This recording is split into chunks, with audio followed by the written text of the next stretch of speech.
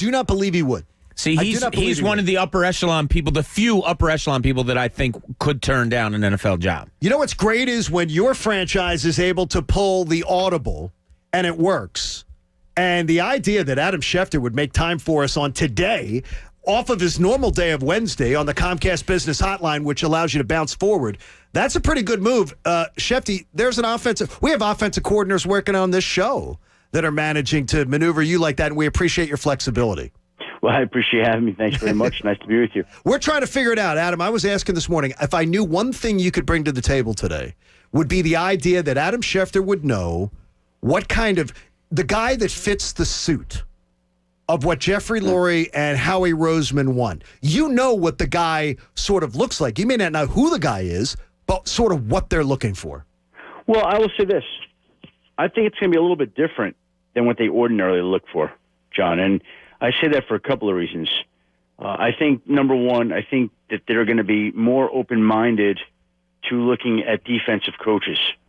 And ordinarily, the trend in the NFL has been to bring in an offensive-minded coach. And when you go look right now, 6 of the 8 longest-tenured coaches in the league are defensive guys. Ron Rivera, Mike Tomlin, Bill Belichick, Pete Carroll, Mike Zimmer, John Harbaugh, defensive background, even though he would coach special teams.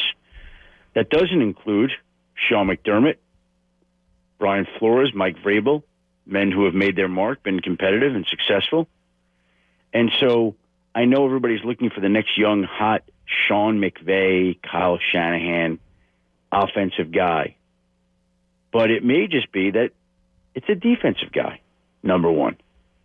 And number two, there's been a big push in the NFL, as there should be, to have more diversity in hirings, which is something the NFL has lacked in recent years. And so that is an overdue, how do we say this, change to what has gone on. Initiative, yes. In other hiring cycles. And so, you know, there are a couple of different issues at play here that I think change the dynamics of the search in a good, positive way going forward. And we'll see what head coach that produces for the Eagles. Yeah, Adam Schefter is brought to us by DraftKings. DraftKings is giving away up to $100 million in prizes to all their customers. Download the DraftKings app and sign up using code FANATIC. Then enter a free football survivor pool. Eligibility restrictions apply. See DraftKings.com for details. Now, Adam, I think a lot of the Eagles fans have this question. Does Doug Pederson's firing assure 100% that Carson Wentz is back as the Eagles quarterback? I don't think that at all. And I'm not telling you that he's not back, but I think it's still undecided. I think that Carson Wentz probably needs to see some things, and the Eagles need to see who their coach is going to be, and they want to sit down and see how the coach feels about the quarterback. And do I think it helps the chances? Yeah. Do I think it diffuses things a little bit? Yeah. Do I think it ensures he's back? No.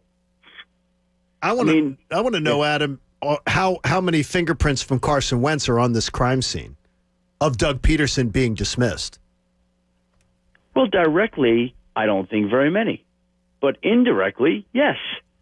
Again, the two men clearly had issues, didn't get along for whatever reason, and Carson Wentz's play did not improve, develop, and it deteriorated. Now, again, you could blame that on the head coach. You could blame that on the assistant coaches that the head coach helped hire. You could blame it on any number of these factors. But if the quarterback is not growing and improving and developing, and he's regressing, then you're not going to win. And if you're not going to win, you're going to get fired. And so these are broad, basic strokes. And, John, I know you started last week, but if you ask Bob, the one thing we've talked about going back to early this season, and correct if I'm wrong, Bob, when a team underperforms, it's going to come back to the coach and quarterback. How many times do we say that? Sure. How far back do we say that? Yeah. Right? Yes, exactly. When you said who's going to go, and I said, I don't know who's going to go, but I will tell you this. It's going to come back to the coach and the quarterback, because it always does. And the coach was sent packing. So and now we'll see if the quarterback joins him. Don't know yet. Too early to say. So, Schefty, whenever a coach is let go, obviously the organization is in some disarray. But Looking at it as a whole, the way you can nationally, how would you describe this Eagles organization right now? I still view the Eagles as one of the better organizations in the NFL, but they're coming off a year that was, in their world, disastrous.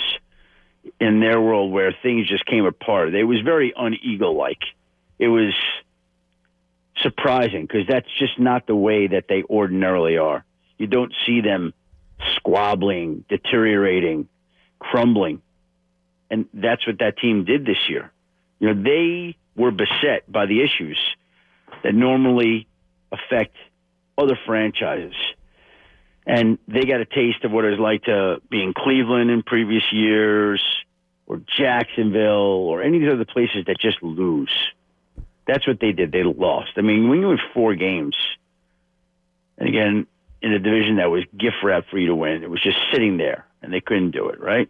So we'll see how it plays out, but it was a bad year for a good organization, and now we'll see if they can get back to their winning ways. Adam Schefter joining us on that Comcast Business Hotline. We appreciate that, and you can always bounce forward with Comcast. So let me ask you, when you heard Jeffrey Lurie's evaluation publicly yesterday of Howie Roseman's job performance, it left this city with a collective eye roll, Adam, that he appears disconnected from reality. This roster is a dumpster fire. And the cap situation is, but Jeffrey Lurie was telling everybody yesterday, nothing to see here, move on. Well, listen, the public thinks that, and you think that, John, but sure. we don't know what a different coaching staff would get out of this roster. What if they had somebody that managed to elevate Carson's play to the level that they've seen? What if, for starters, just that were happening? Don't you think if Carson's playing at an MVP level that Jalen Reagor is making more plays? Don't you think Miles Sanders is making more plays? Don't you think Dallas Goedert is making more plays? And so I know it's quick and easy to go, jump on the GM, jump on everybody. But this is what they have identified, right or wrong, as the issue. And because they've been a good organization, I'm going to give them the benefit of the doubt and see how it plays out. I think, unlike others, that there is talent on the roster. Adam? I think there are players who can win there. Sorry to step on you there. If you had to guess, if I set an over-under at 2 weeks of Doug Pederson having a head coaching job in the NFL, would you take that under or the over? I take the over. First of all, you think the playoffs got to shake out? I'm not convinced he's getting head. First of all, I'm not convinced he wants to coach again this year. Number one. Number two, I'm not convinced he's going to be a head coach this year. So there's 2 issues there. Wow. Tell me where he's going to be a head coach. You're going to tell me the New York Jets, right? Him and Joe Douglas have a relationship. That's all we know. I would expect him to be in consideration there. I would expect him to talk to them. I'm not sure if that's the direction the Jets will go. I don't think it's a slam dunk. I just don't. And tell me the next place that you think is going to hire him. If I was Doug, I'd have interest in working with Herbert out in L.A. It's a good spot. And by the way, that would make sense for both sides. That would make sense for both sides. Knows that division.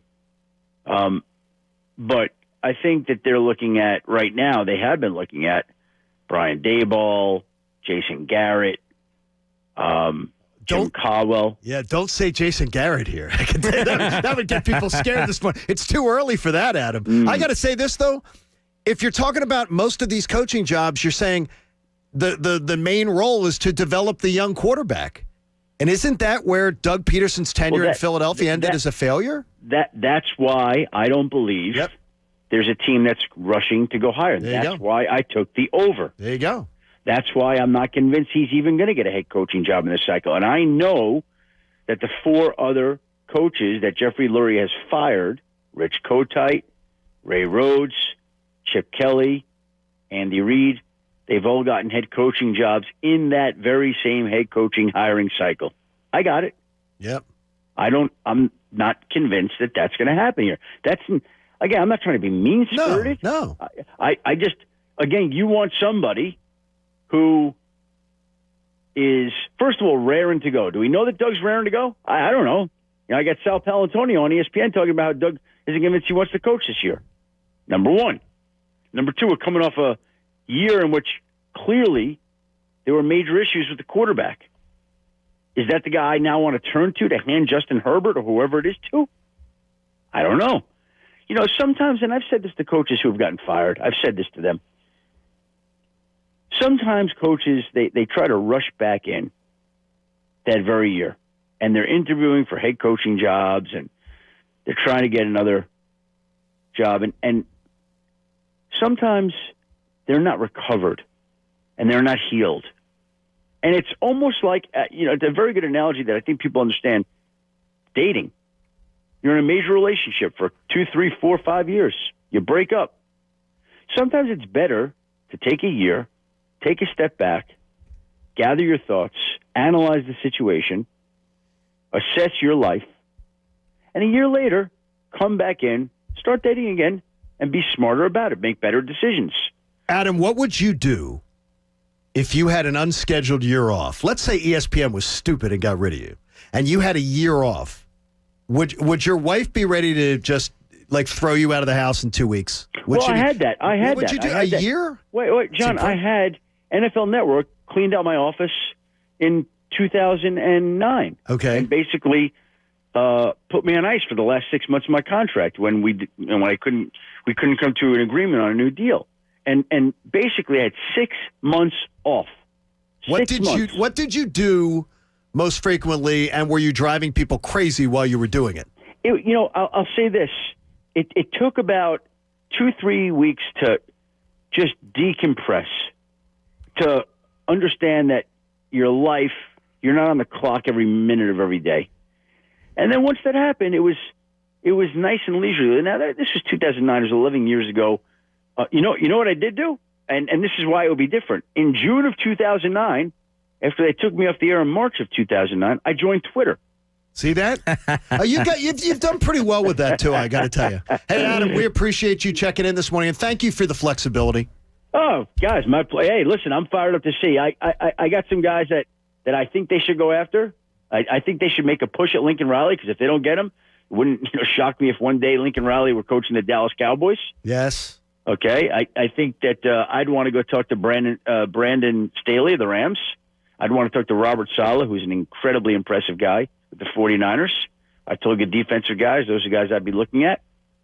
Arthur Smith has a really good reputation. I've never spoken to Arthur Smith in my life, so I don't know what kind of man he is or isn't.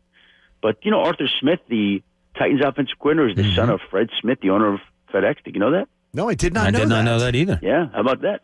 Wow. Dad made him get a job. That's awesome, too. I like that. I admire that. Arthur Smith has done all right with his dad, Fred. Yes, he certainly has. Exactly. Thank you, Adam. Have a great day, guys. Thanks, Schefty. Adam Schefter joining us. And he's brought to us by our friends at DraftKings. DraftKings is giving away up to $100 million in prizes to all their customers. Download the DraftKings app and sign up using code FANATIC. Then enter a free football survivor pool. Eligibility restrictions apply. See DraftKings.com for details. I want to remind everybody tonight, the Sixers taking on the Heat tonight at 7 o'clock. The Flyers and the Penguins tomorrow at 5:30. Do they pay Missanelli for the whole show? Yeah. When he Sweet gets, gig, right?